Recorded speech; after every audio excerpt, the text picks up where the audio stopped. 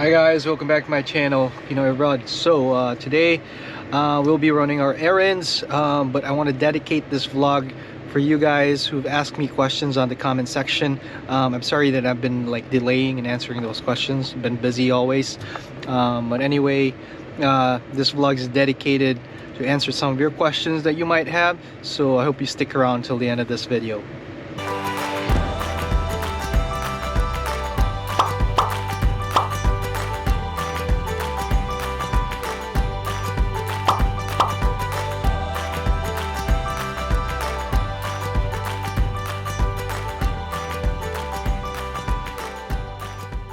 Sabi niya?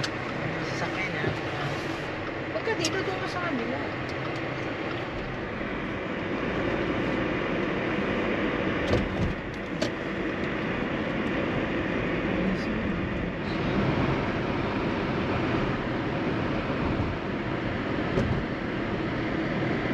Mas malapit pa pala sa Pilipinas. Alright guys, we're dropping off some mail.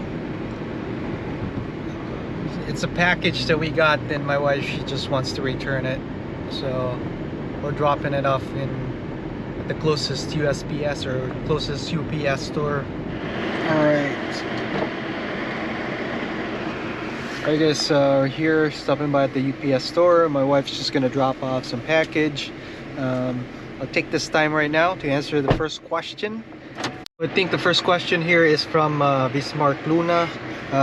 Great video, sir. Do I need experience to get a CNA job there in the US? I am a nursing graduate, but I have little to no experience here in the PH or the Philippines. I'm actually waiting for my interview for immigrant visa. Thanks. If you need an experience for a CNA job, as long as you have the certificate for that job, I don't think you need an experience. Some employers would require experience, but generally if you have the certificate, if you have all the qualifications, normally the qualification is the certificate for that particular state, and that's about it. Just apply for the job, and as long as you're legal here in the States, they can offer you the job. Generally, because of the shortage of nurses and medical staff, like CNAs, doctors and stuff like that, it's easier to land a job everywhere else in the States, especially now with the situation, the COVID and stuff. So yeah, I would not say necessarily that it's hard to land a job here without an experience, but if you have an experience, that will give you an edge to be able to, that will give you an edge to get easily hired at that hospital or whatever facility you're trying to apply for a job. Okay, I hope that I answered that question. Hey guys, so we're stopping here at Homegoods. Right now it's freaking cold out here, but anyway, I just want to let you know that this is Roseville, guys. This is one of the places that we lived in when we were just starting out here in Minnesota. This was, to be honest with you, actually the first neighborhood we lived in when we started out here in Minnesota.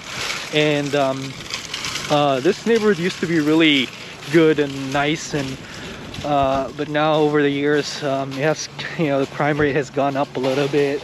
There's been like stealing and some crimes happening around the area. I remember when I used to live here, we had one of my lug nuts from my car got stolen for some reason. I don't know who did it, but and there's been like reports of some crime happening, but I hope that's it's not happening anymore.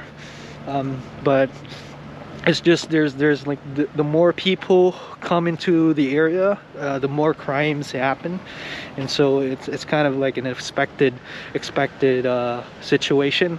And so if you're trying to move into an area, I would highly suggest to avoid highly populated areas, although Roseville is not really very populated compared to bigger cities here in the United States. But you just do your research and find out how high the crime rate is. But it's still a pretty good place to live in. There's no perfect place to live in. You can't really find a place that is perfectly crime-free. But I just want to let you know this place was one of the places we lived into, and we like this. There's a lot of amenities. There's a lot of stores that you can easily get to. It's a pretty good place to shop around. There's a lot of malls and stuff, you know. So I'm going inside Homegoods. We'll see what we can find in there. All right, we're inside Homegoods, guys. My wife, she's looking for, what are you looking for? Drugs. Ano hinahanap mo? Bang. O kaya yung mga ano. Oh, look at that. Anak ko, that's like your ano. Malong. Sino sa bahay? Ano yan? 112. 129.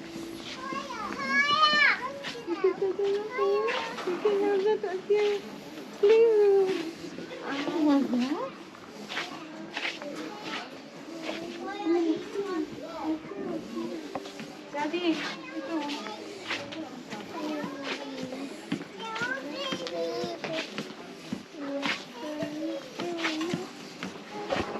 If you want to decorate your house, guys, you can come to Homegoods and get a cheaper item for your house, like any furniture that you like. Quality wise, it's pretty decent, but you know, you can't compare it to Ashley or the other retail stores out there. This is when you're like in a tight budget or something.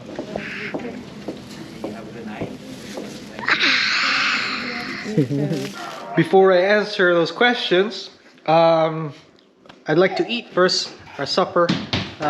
Preparing supper here. 2 steaks here that I'll be cooking, and that salad right there. Forgive me, guys, it's a little messy here at the house, but yeah, we just got here from the grocery. We bought some stuff for today, for the rest of the week, to consume. Yeah, so I'll be cooking some steak here. While I'm there eating at the table, we'll be talking to you guys, and I'll be answering those questions, okay?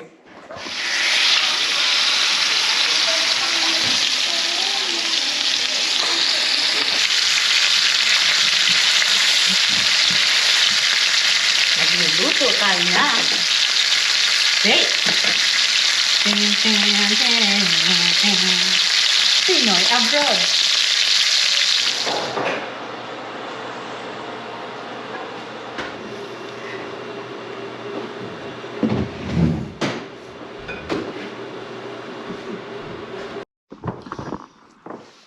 Alam ko na ano. Oh, okay. So now the second question here is from Brenz Angelo Valladolid. Baka pwede ka gumawa ng vlog about nurses working in skilled nursing facility, particularly Presbyterian homes and service, because my son will be soon working in that facility in Bloomington. I know that area. Unfortunately, I don't know this particular nursing home, Presbyterian. I haven't worked there, so I think it's unfair to make a vlog about it and talk about it kasi hindi pa ako nag-work dun. So I have a video that I posted before. This was about a year ago. If you go on my videos, so go on my channel and then hit the videos and then scroll down all the way, you'll find that particular video there. And I talked about how it's like to work in the nursing facility versus working in the hospital. In general, I just wanted to say that working in a nursing facility is different compared to working in a hospital setting, because like hospital is more acute and then nursing homes like more laid-back type of, you know, job. You're just like, you're doing your rounds, you're gonna give meds, you're gonna pass meds depending on what part of nursing home you're assigned to. There's TCU, there's long-term care. If you're assigned in a TCU, there's more skill there versus if you're assigned in like a long-term care, then it's more like you're taking care of like patients with dementia, patients with memory problems, you know. There's more work in, I would say in general, there's more work in memory care because a lot of patients are forgetful and they can wander and they can elope and they can fall and stuff like that. Versus working like TCU, because most of the patients there are kind of stable and you're just giving their meds and making sure no complications are happening. Over there in the hospital is different. You are going to be like more on a watch to your patients because they can snap, like they can decline pretty quickly. So I can't really give you an idea of how it's like to work there in Presbyterian. Every skill facility is different. I'm sorry, but all I can say is that it's a good start for your son. If he's gonna try to work there, it's a good experience for him regardless. You know, there's no perfect job. I mean, there's no perfect company. But I'm assuming that once he works there, he's not gonna stay there forever. You know, he's obviously just gonna start to gain experience, and then afterwards he's gonna go wherever he wants to be. And so I hope I've somehow given you an idea how it's like to work in a nursing home. Okay guys, next question is from Max Dumulmog. Okay ba yung $32 per hour skilled nursing facility in a small city, 8K population in Ohio? Para sa akin guys, wala naman talaga akong pag-alam sa... I mean, of course, kailangan mo din talaga mataas na rate, pero anin mo yung mataas na rate kung mahal din naman masyado dun sa titirhan mo. Dapat may balance. Para sa akin, okay na yan. It doesn't really... It's not how much you make, it's how much you save. So... 32, wala namang kumikita ng ganyan na basta-basta dito sa US eh. Hindi pa nga minimum yan. It's way above the minimum wage here. Kahit sa Ohio pa. So, okay na okay para sa akin. The next question is from Leonora Rodriguez. New subscriber here, sir. Just asking if it's good to move in America, if it's easy to find a job, and what the situation there, especially about Asian hate. TIA, sir. Keep safe. Oh, TIA. TIA? Oh, thank you in advance. Oh, okay. TIA. Thank you in advance. Hindi ko alam yun, sorry. Hindi ko rin alam eh. Okay. Figure out. Is it easier to find a job, and what the situation there, especially when you're talking about is it easy to find a job in America? You're generalizing. Ayoko mag-generalize because every state is different. When it's easy to find a job in Pennsylvania, if you say it's easy to find a job in California, it doesn't mean it's easy to find a job in New York. Every state is different. Every place in the country is different. And every city is different. So let's say you live in Minnesota. There's two main cities here, the Twin Cities. You have Minneapolis and St. Paul. Sometimes it's easier to find a job in Minneapolis compared to St. Paul. So it's really hard to answer whether it's easy to find a job here in America. But in general, I would just, for the sake of the question, I'm still going to answer it. I think in general, I think it's easy to find a job here compared to other places in the world, I suppose, especially if you're in like the medical field, if you're in the computers, if you're into computers, like if you're an IT and computer engineer and stuff like that. So it's generally easy to find a job here if you have a degree. So I hope I've answered that question. And then lastly here I have Jessica asking me the question. Hi Ray, I found your channel when searching about nurse in Minnesota. Your videos are great. I'd like to ask if you could do a video about unemployment insurance there. If anyone is able to get it through government or if there are private ones, that would be amazing to hear your experience with that. Thanks for your content. You're welcome. So experience-wise, I haven't heard anything about like private insurance, unemployment insurance. I don't know if there's anything existing out there. There possibly is. I think I haven't Googled it, but my experience when COVID hit here, even the hospitals had to furlough some of their employees. So what happened in a furlough, you're still an employee. It's not like you're laid off or anything like that. You just don't have a job at the moment while they're like prepping the hospitals for like a COVID surge or something like that. So during that time span, we were getting funded by the government. So what is common here in the state is that when you lose your job because of a certain situation, except that you got fired, then you can claim unemployment from the state, and they can help you finance your needs. Well, there's like a particular amount of money that you're going to be approved for, depending on like the amount of money you're making. That amount and So 600. I'm not going to mention it anyway. So I'm not going to mention specifically how much I was getting from the state of Minnesota, but there was also funding from the government, the federal government. So it's enough, well enough.